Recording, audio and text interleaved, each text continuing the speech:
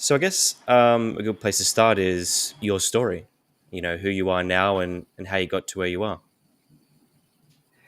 Oh, that's such a great question. I could answer that 7 different ways. I think what I'm not going to start with is my job because as a coach, I spend a lot of time helping people understand them more than their jobs. But I think what's semi-related and worth telling is that I'm a third-generation expat, or I was until recently. So my parents were 10-pound poms. A lot of people are watching that TV show that's on at the moment. That is somewhat a story of their experience. But before that, my grandparents, my maternal grandparents, sailed to Australia in the 50s for a new life here. Didn't quite pan out the way they expected it to. And I returned to Australia last year after 22 years living overseas. So I think that's a bit more interesting than saying just what I do. That's awesome. Thank you for sharing. And so the word expat, I have a Mm. definition in my mind of what that is, but what's the actual definition of an expat? Oh, it's so interesting because having lived abroad, I actually know you're right. There are different definitions of expat. I guess for me, it's that period of living away from home, not just away from home, but in another country and culture. And when I was living and working in the Middle East, I wasn't referred to as an expat worker because expat workers were typically the people who had come from the Indian subcontinent and were perhaps doing more labour related jobs. But I wasn't called an expat, although to me I was. So there are different definitions, but let's keep it simple. It's living and working away from your home country. Yeah. Because for me, like I'd always read expat, and I always thought it was like a military person who settles down in a different country. That was my definition for a while. I looked up a few Uh-huh. months ago. I'm like, oh, that's actually what expat is. So interesting to know. So someone living and working in another country. Yeah, Got it. Got it. yeah, Awesome. and there's sorry to interrupt. There's something slightly temporary about the term, isn't there? It's not like immigrant. Um, it's a case of I'm living away from home and working for a period of time. It's not a traveller. It's got a different connotation, hasn't it? Mm. Yeah, it's a bit more fresh, I think. A bit different than immigrating somewhere. So you were Yeah, working in the Middle East for a while. What was that like? amazing. A really fantastic life experience, and nothing was how I expected it to be. Um, I didn't like it a lot at first. It was a big transition. Yep. There were lots of things that I found super hard. And I think for me, the hardest thing was communicating. I think right up until the time I left, the hardest thing is communicating because so often you don't share a fully fluent language with people you're Yeah. communicating with. And even if you share the language, in my case, English, there's often so many nuances The banter where and there's the little blurred puns. lines. But I tell you, it was such a humbling experience. And I didn't see that at first. But when I think of the grace and the patience and the understanding that people had with me as a stranger, as somebody who didn't know what they didn't know, and then you have that moment of awareness and you realize and you see the patience and the grace that people give you and to the other people around you, you give them. Actually, it was a really beautiful experience, and I learned so much about people and cultures. And well, I'm very happy to be home. It was a life changing experience that I wouldn't wouldn't change. Mm. And what did you do there in the Middle East? So the reason we went is for a job I had with Ernst& Young. So I worked for them in London. I was heading up the um, advisory, the management consulting recruitment function in the UK and Ireland. And there were some internal structural changes to the way the organisation was doing its recruiting. And they set up a Middle East, North Africa service function, and I went in to head that up. And I did that for a few years. And then I changed roles internally 2 or 3 times and just remained living in the Middle East. It's such a great place it's a very good place to live and it's a very safe place. But when you're doing global roles, it's a brilliant place to be from a time zone perspective. And flight connections are super easy and convenient. And a lot of people don't realise that. 6 hours from London, you're close to India, connections to places like Manila, Germany, are really straightforward. So it's brilliant from a lifestyle perspective, and doing a virtual role, it's great from a time zone and connections perspective. There's also this beautiful secret in that the working week is Sunday to Thursday. So you're working on Sunday and the rest of the world outside the Middle East is leaving you alone. So you do tend to have very productive work weeks. Wow. And so you worked at Ernest and Young for how long was it? Did you say 20 years? Oh no, about 16. 16. Yeah, Wow. yeah, I was away for 22 years. Wow. And what was it like working with Ernest and Young? Great. It was a tremendous experience. Much like many people who work for big organisations, I joined for the opportunity of um, what might come in the future, and I certainly realised that. So I was able to do different roles and experience different opportunities, including secondments to build my skills. And it also is a place where I really got an enormous amount of experience in coaching, which is what I do now and what I really love to do and how I aim to help others. And alongside my day job, which was in talent acquisition, talent leadership, talent change, I was able to do quite a lot of coaching on partners, directors, aspiring partners, people in many different countries, and that was a real joyous sideline to what I was doing on a day-to-day basis. So I learned an incredible amount. There's some super smart people in that organisation, and the strengths that I have and also my values were in fairly close alignment to the organisation, which I guess why it lasted so long. And what did you learn from the executives and various people there? What was the main lessons for you? We're all the same. All the same. We're all the same. Wow. And status is important for many reasons, but when it comes down to it, in our moments when we are having one-to-one conversations, everybody has the same concerns, fears. Everybody has an imposter syndrome, inner critic, unless you're a narcissist or a sociopath. Um, and that often those who have the status, the title, the quarter office are often the least heard, understood, and they really don't get the space and time to be vulnerable. And that can, in the long run, for many people, that can be a problem. Is that because they're so busy trying to put up a front of who they need to be for the business? Or is it more that they are so unrelatable that people don't really open up to them?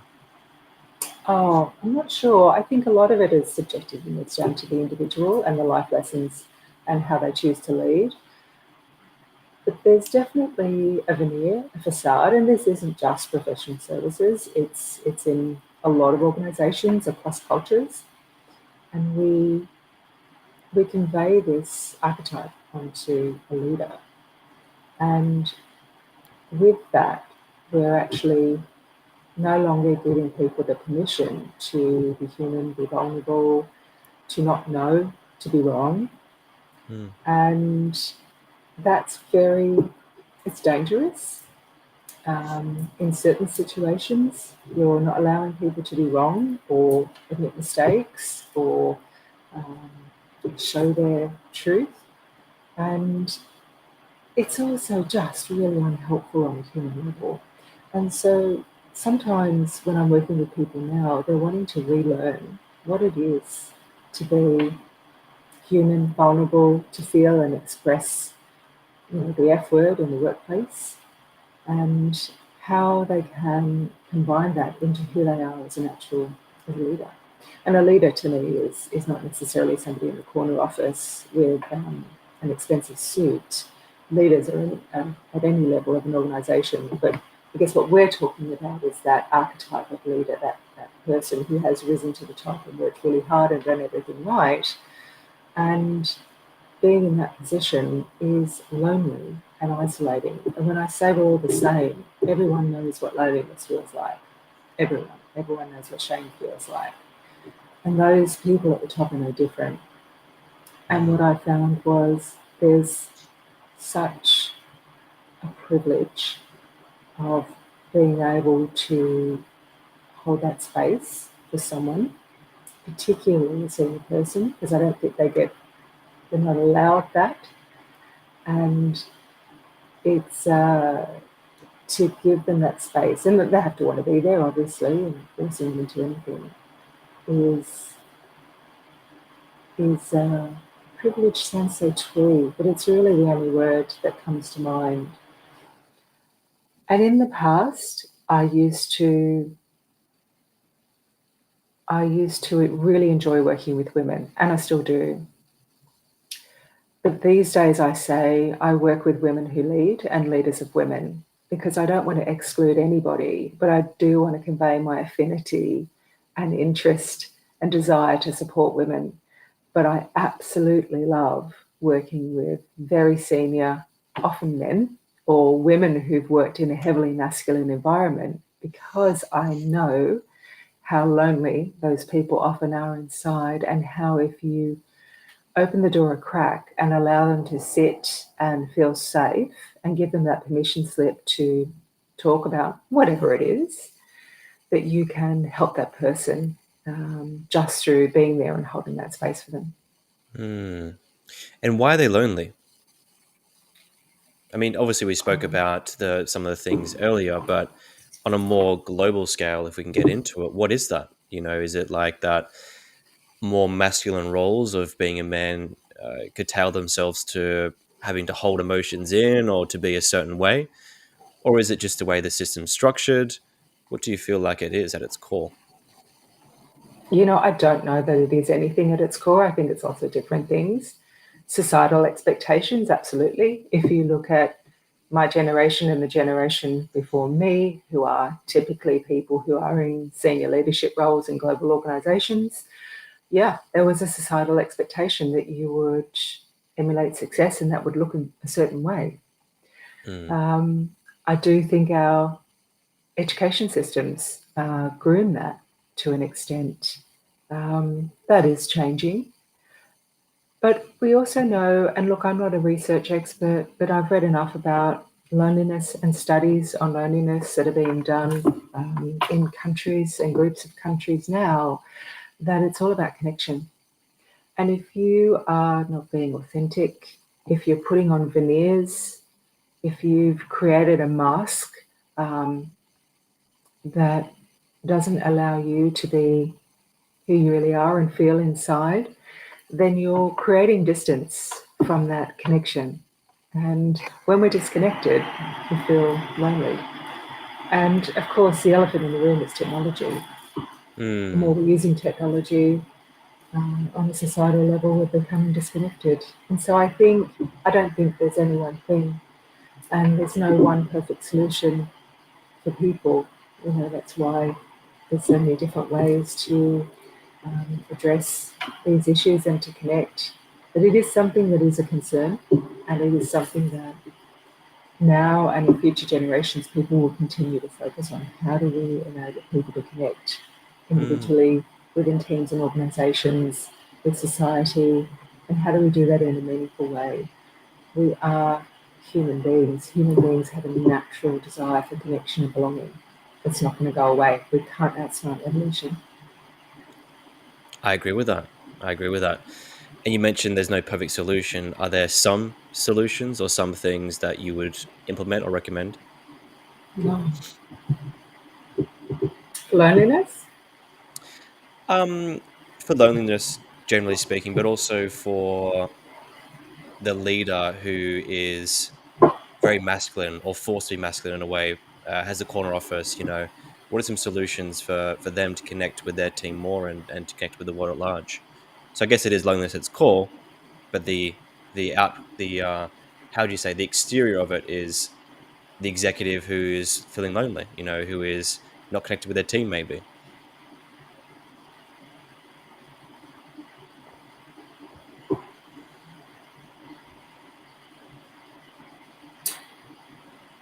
The first step is to connect with yourself. And you know, you're touching on the F word again here, feelings. And we've been groomed for generations that feelings don't belong in the workplace, or only certain feelings are acceptable in the workplace. Um, and thankfully, that's changing. But you can't start connecting with others until you have a degree of self awareness. And things like curiosity, vulnerability, courage all come into play here. And I was going to say it's a cocktail mix, that perhaps that's not the right word. It's a subjective combination for anyone. And it's really about finding, well, where are you right now? And where are you going? What is it that you want to achieve? How do you want to feel connected? How do you, what works for you? What strengths have you got that you can apply? And how do you need to perhaps disarm yourself from some of the facade that you've built up that's really served you well? How can you sometimes, when it's appropriate, peel off the layers so that you can start to be more who you are? It's so much more comfortable being who you are than wearing a facade. And I don't know whether somebody taught me that, but if they did when I was younger, I didn't listen. But when you figure it out yourself and you figure out that you're perfectly worthy and acceptable as you are, Hmm. life is so much easier. It's almost like a split, like we don't trust our instinct, we don't trust who we are, and we split from who we are. We become this version of ourselves that we think the world needs or that we think we need to survive, right? And I think that work promotes that.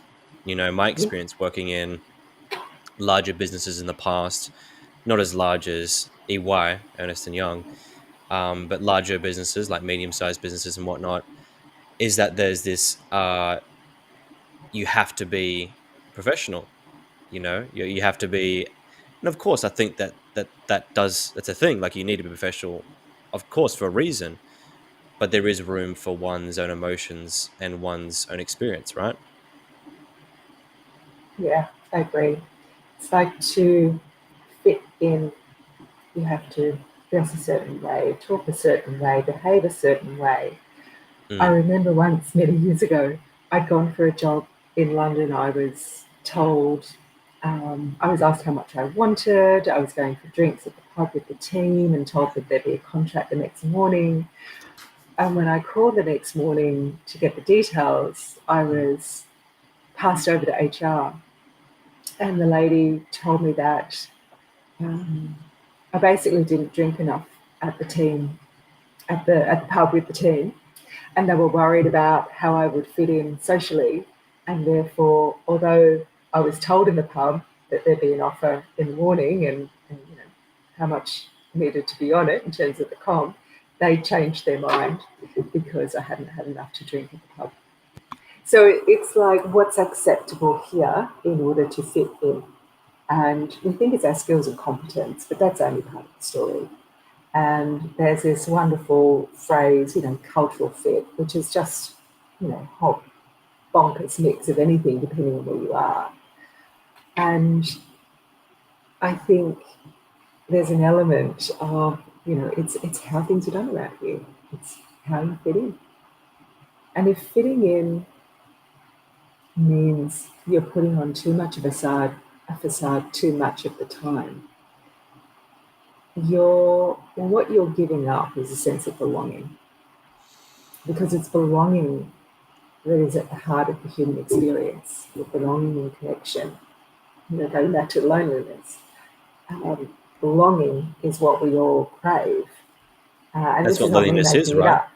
Loneliness is when you don't feel at home with you, like you feel You can't even connect with yourself because you're not even being yourself. Yeah, I think it's the connection and the absence of connection and belonging. And so you can be in a workplace full of people, but if you're fitting in rather than belonging, they're very different experiences. So how do we walk that fine line? Like there is utility in being professional. There is utility in uh, that you need to be professional. Like that's there for a reason. But how can one be themselves and also be professional? I imagine the solution would involve finding the right place to work, which is perhaps knowing your values, right? That's one of the things you want to know. But what none of us gets taught is that we're worthy and enough just as we are. And it's that sense that we're not enough, um, that is part of why we then change and armor up and try and fit in. But how I am is not enough. I think that's different to professionalism. That's different to showing up with the appropriate attire to do your job, speaking to people with respect and curiosity and kindness. They're different things.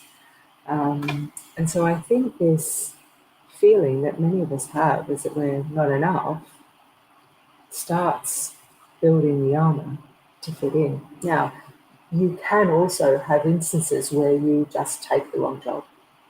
You haven't done your due diligence, or circumstances meant you just had to say yes to that offer when it wasn't what you were, you know, wasn't what you ideally would have taken. So that's life.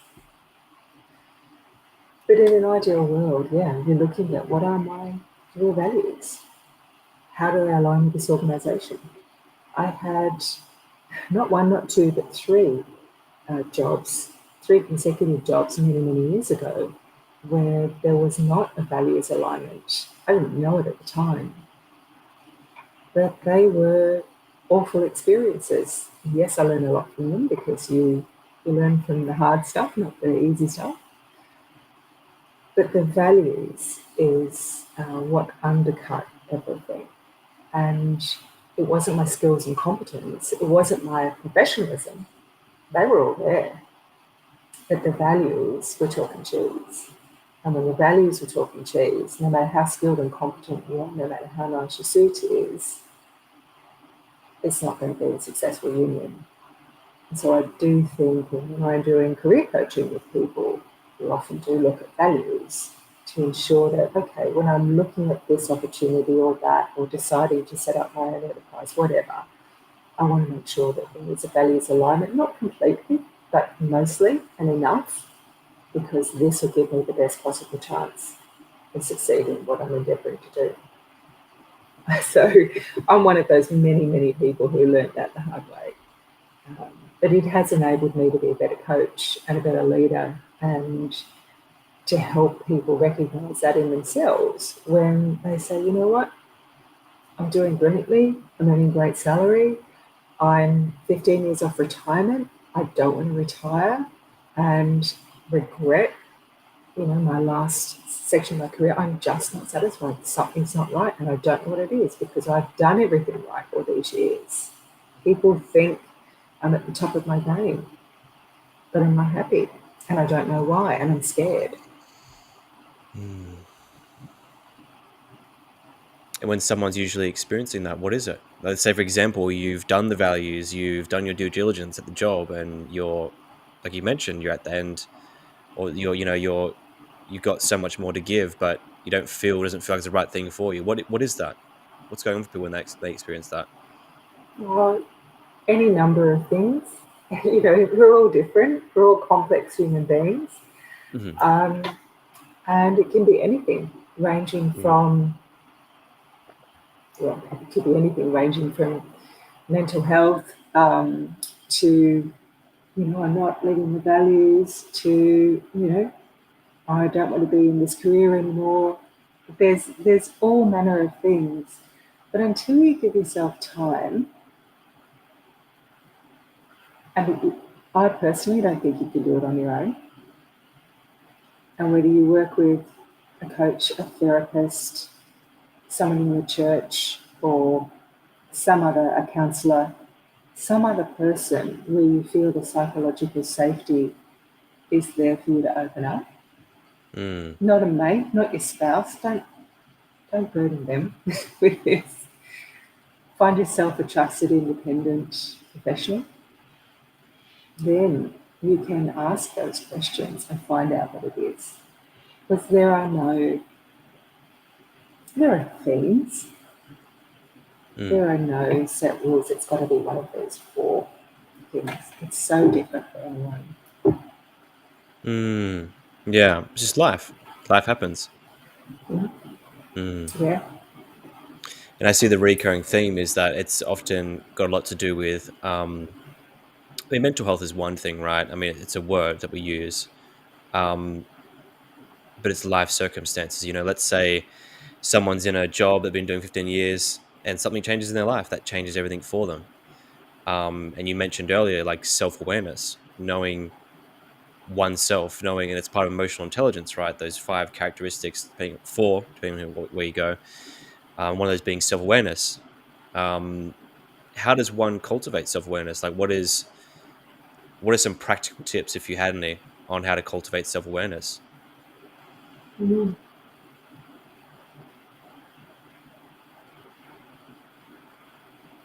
Yeah, it starts from a point of curiosity Hmm. and being more curious and withholding the judge. Hmm. And I say that intentionally because our inner judge, is always the loudest voice Mm. and it's always there. And often we confuse it with ourselves. We think it is us. But actually, the fact that you're thinking it means you're separate from the thought.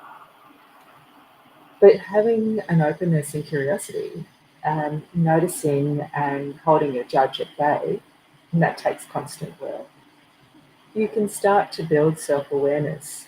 And there's a stack of tools and approaches. You can Google self awareness, you can read all manner of books and podcasts.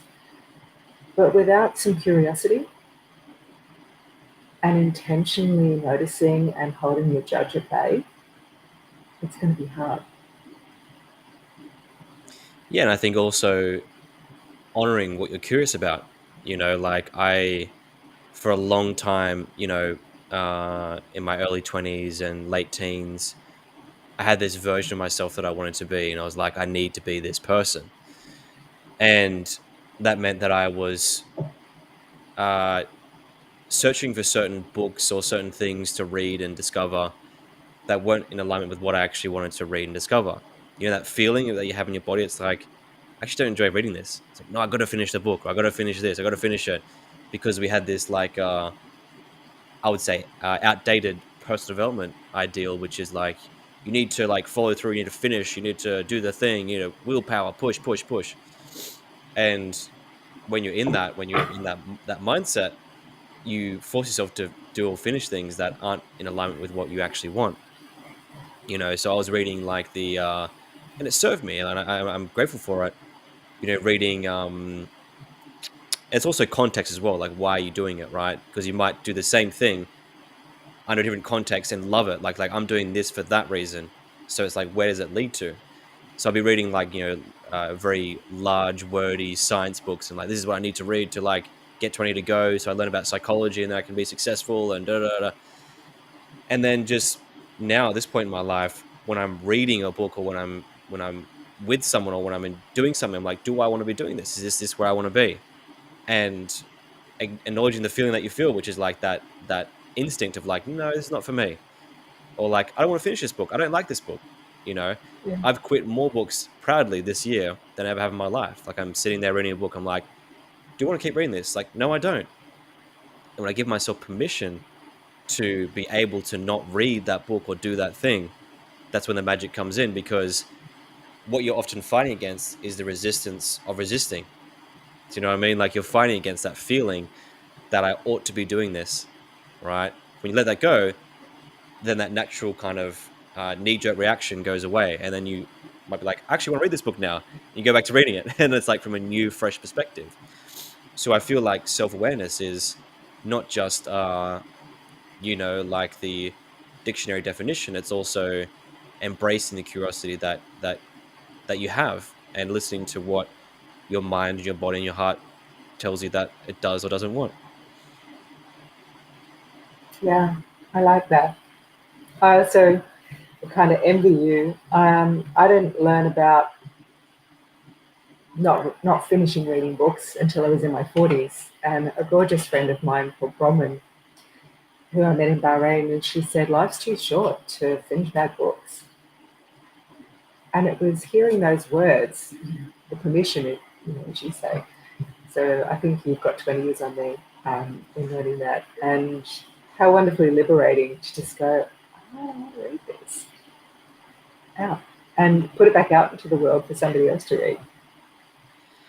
And same with relationships or friendships, and I think that the underlying bias or the mechanism is the sunken cost fallacy, which is like, I've invested so much in this, I need to keep doing it, but that feeling doesn't go away. Like, doesn't just like overnight disappear.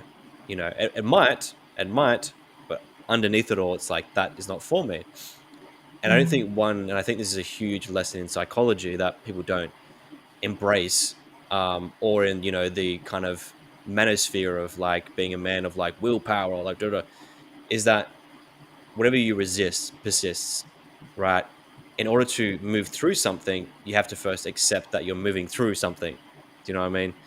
That's been a huge part of my journey, like the healing journey, they call it, quote unquote. And for me, it's like fully embracing all my flaws, all my weaknesses, even my strengths, and like doubling down on them, and not like not in a practical way either, not in like here are my strengths, here are my weaknesses, but fully embracing the emotions that come up, right? Like, hey, like I enjoy this thing. Like, why do I enjoy this thing for? It's like, let's not question, let's just go for it. Why do I enjoy this? So coming back to that, the friendship thing as well, like there's so many relationships we have in our life where it's like, oh, I don't want to catch up with this person. Like, I don't want to do this. And we all do it, right? It's like, oh, I don't want to do this. And then like you just do it anyways. And you're like, why am I doing this for? Why am I here? And people do that their whole lives. They do it with friendships, they do it with relationships, they do it with um, you know, purchasing things. Like, why am I purchasing this thing for? I don't want this. Because they're all living in this mirror of who they think they are. And and now for me, like the word no, and not even no, like saying it literally, but like accepting how I feel and then embodying the no is like the most beautiful thing. Because like, I'm not interested in that person anymore. I'm not interested in doing that thing. I'm not interested in this. I just don't want to do it. And if you accept that thing, and you accept that you don't want to do something, your mind and body feels in integrity. And then you naturally come up with a solution that would be either as optimal or even better than that thing you're going to do. And it gets you a better outcome, because there's lessons everywhere, there's lessons everywhere in life. So I think that's huge. Yeah, I think boundaries, and look, they're different for everyone, but boundaries are something that I learned too late in life, and I'm still learning. But I certainly did a lot and spent a lot of time doing things that if I'd truly been aware and conscious and courageous enough, I probably wouldn't. Equally, I can think of instances where I just didn't want to go somewhere or didn't want to go to that networking or didn't, and I have had life changing experiences. So That's a there's no fine hard and line. fast rule. Yeah, but boundaries and being aware of, as you described, being aware of the feelings, and this is something that I'm actually getting something from and giving something to another person. And is this putting good out there? And that's different to obligations. Yeah. But how am I spending my time?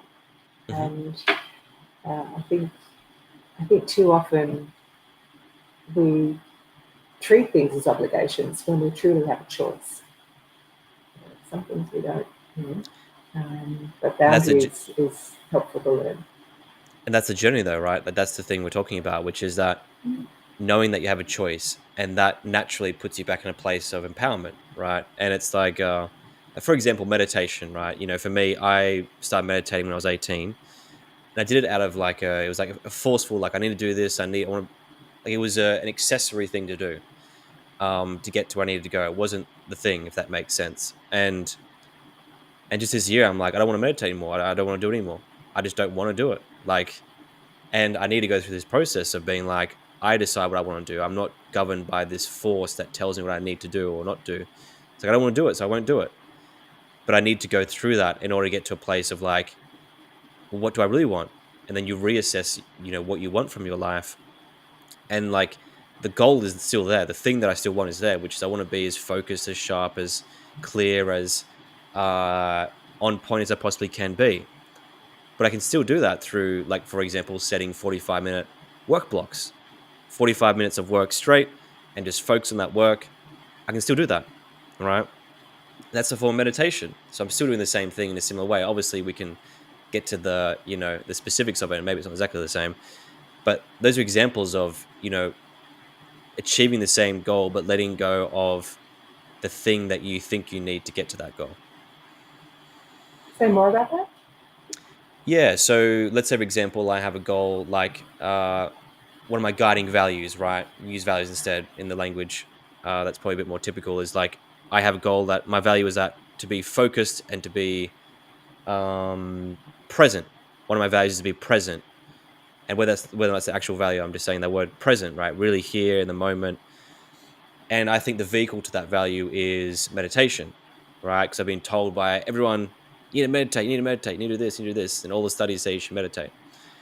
So I force myself to go and meditate 20 minutes every single morning. And I don't like it. I don't like closing my eyes and sitting in one spot. Let's say that I'm a type A personality. It's not my thing. And I'm thinking about all the stuff that I want to do. And I'm so excited. I'm so like, I want to do this. And I have to sit down and meditate. And it's like this whole thing that I don't like doing. If I then force myself to do that because I think that's the only vehicle, I then have a suboptimal vehicle based on my personal preferences to get to that goal. Whereas if I accept that I don't like something and I say to myself, hey, I've honored my curiosity, like I don't want to meditate, simple as that. But I say, but my value is still to be present, focused, and on point. So how can I reach that value? This is the unconscious process. How can I reach that value um, in a new vehicle?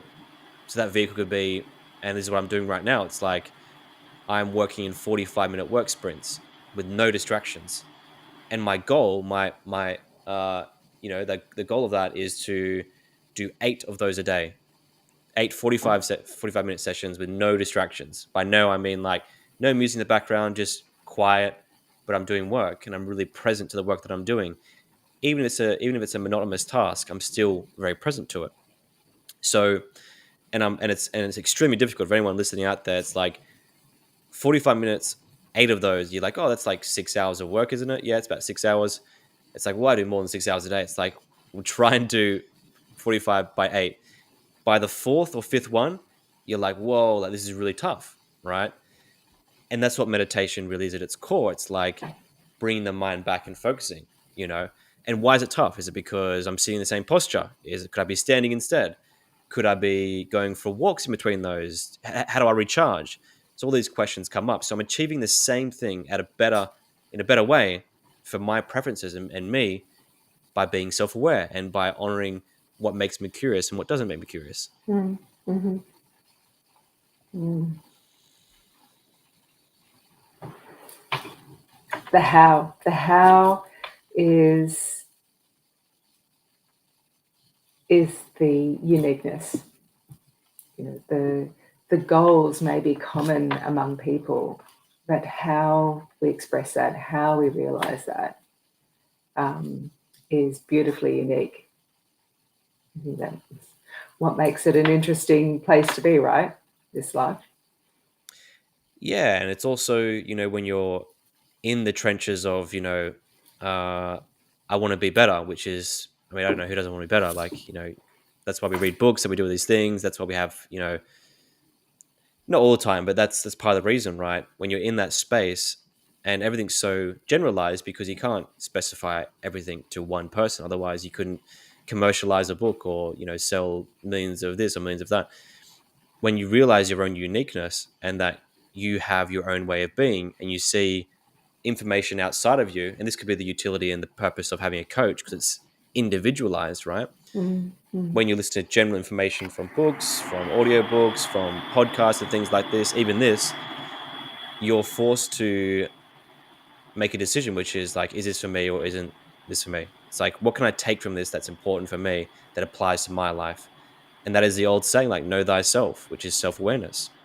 And the self awareness is the tool for a happier life, I think. It's one of the tools amongst self regulation and other things like, motivation, which relate back to it all. But at its core, like, yeah, I mean, I think self esteem is a huge thing as well. Like, speaking to that, self esteem on who you really are. It's like knowing that what you decide is okay because it's what you want and you know what you want, and even in the process of knowing what you want, you have to know what you don't want, which means being messy and all over the place and all those things. So, um, yeah, I think it's really important to acknowledge one's own curiosity and not force down your throat what you think you ought to have as opposed to what you feel like you need. Yeah, that's so interesting, isn't it? The woulds and shoulds and coulds and ought Mm, to, where is that coming from? Where are we taking that information from? Is it our peer group? Is it the media? Is it our family? Is it are there other influences? Where are those shoulds coming from? I spend a lot of time exploring that with people. Um, I used to be my coach. He said to me not long ago. He said, "Yeah, you used to be a shoulder. You're not so much of a shoulder anymore." And it's something that we all do um, unconsciously. And that should is often a sign of, oh, what are these indicators? Where are they coming from? Is it about fitting in at work, fitting in amongst your peer group, fitting in the town, country that you live in? What are the shoulds that are ruling? That's your judge again. Paying a little bit of attention. And just we're never not learning, right? There's no nirvana. There are glimpses, there are moments. But they can be when you're quietly walking through a woods. and the shoulds, So right? So it's like when you look at those shoulds, it's like what in that should is what I really want. Let's say, for example, like you're drawn towards meditation. I'll use that example again. You get drawn to it. It's like I want to do this, then you do it and you hate it. It's like, well, what did you want to get from that meditation? Or what was the thing that you're trying to achieve? Well, let's say, for example, you want to, yes, anything like that you want to do. It's like then you do it and you're like, I actually don't like this. So I think that there's a natural curve of like, okay, I need to give it a good shot, give it a good go, which is that willpower part, which is really important. But once you've passed that threshold and you still don't enjoy it, or you still don't see the benefits, or you still don't like it, it's like, what was I trying to get from this? What was the unconscious underneath sub thing that I wanted to get from this particular activity? And like I said before, the meditation thing for me, it's transformed over the years. Initially, it was because I had social anxiety, and I was told that I needed to create a gap between my thoughts and my thoughts that came through and my reaction to them, because in conversations I'd be anxious and whatever. And then it served its purpose, and then it was also drinking alcohol that got in the way of that as well. So then these kind of things happen over time. Like I mentioned before this call, I don't drink alcohol, and that's because that makes me more socially anxious. It makes me more social in the moment, yeah. but then after that I'm like, whoa, I feel really anxious, right? So Mm-hmm. it's like, what is the thing that you're trying to get from the thing? Should I sound like an odd question, but what is it? And typically it's something completely different, right? So how can I achieve that with something that I enjoy doing? You know. Mm.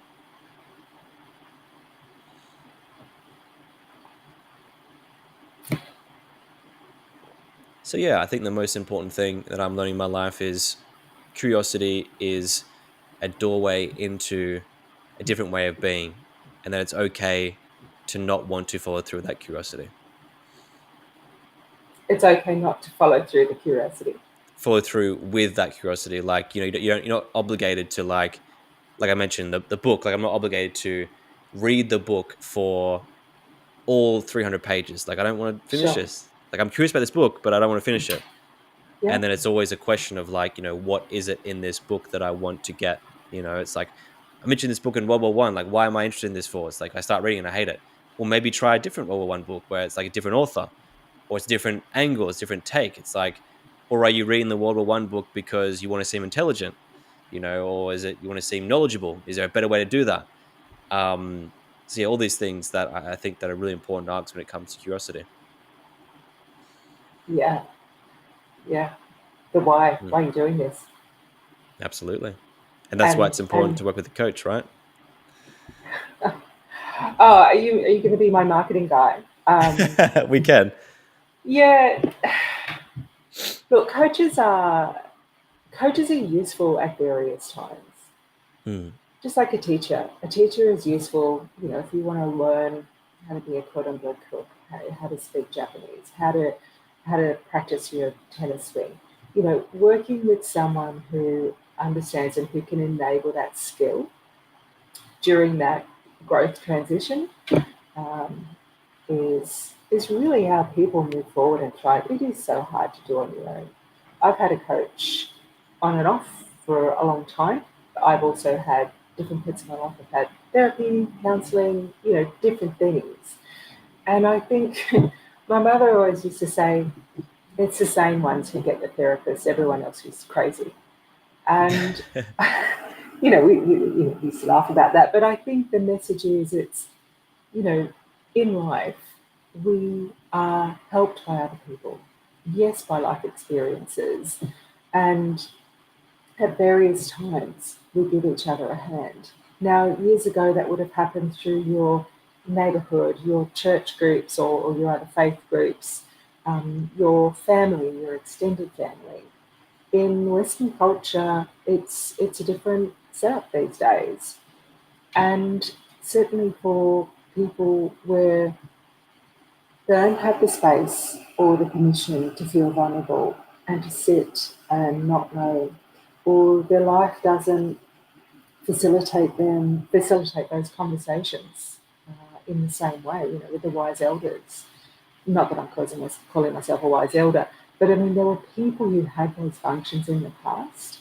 And for many people, coaching is a way of going on that journey of exploration, diving down into those dark corners where the questions sit and uncovering them. What have I got to learn from this? What have I got to learn now? Do I want to look at that book? No. Do I want to look at that book? No. But actually, this one over here I hadn't thought about, and this has got something really interesting for me right now. And I love metaphors. I'm a big fan of metaphor.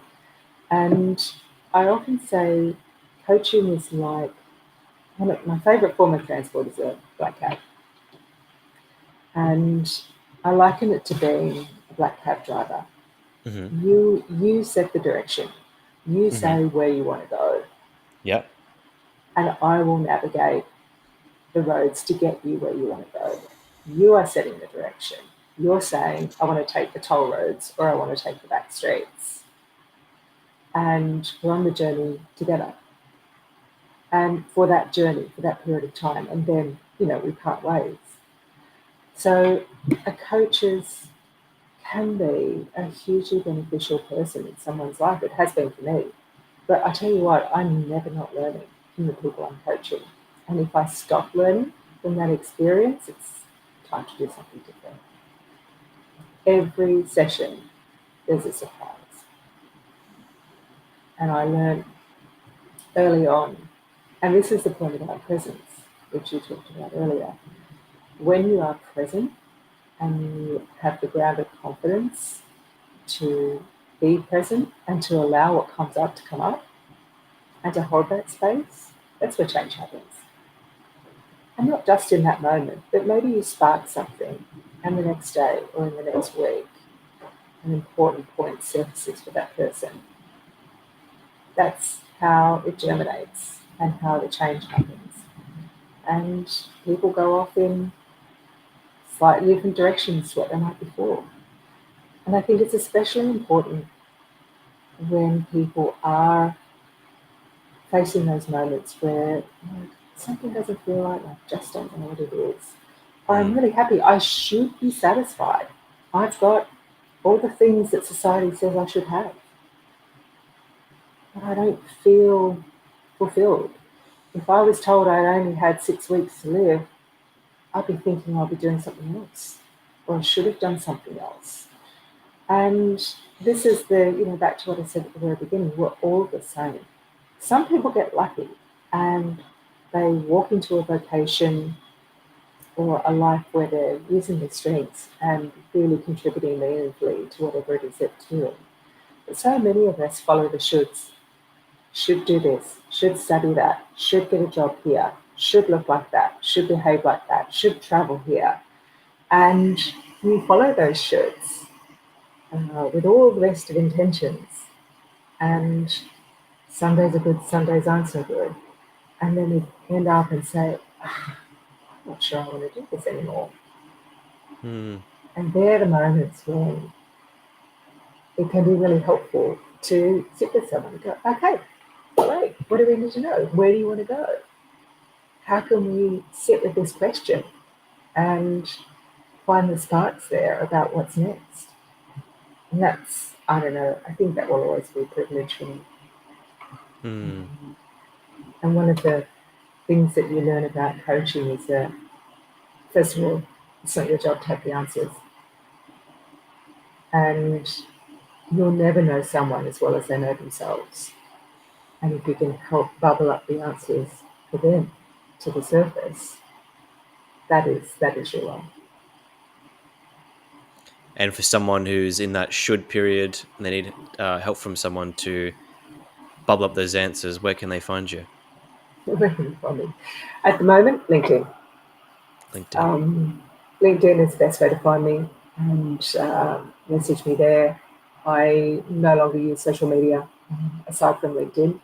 It's not my jam. I noticed how it was making me feel some years ago and decided to pay attention to that feeling Mm-hmm. and say goodbye to it all. Yes, the account's still there, but I don't use them. So LinkedIn is the way to find me at the moment. Website's being built. Awesome. It was a pleasure to speak to you. Thank you so much for taking the time.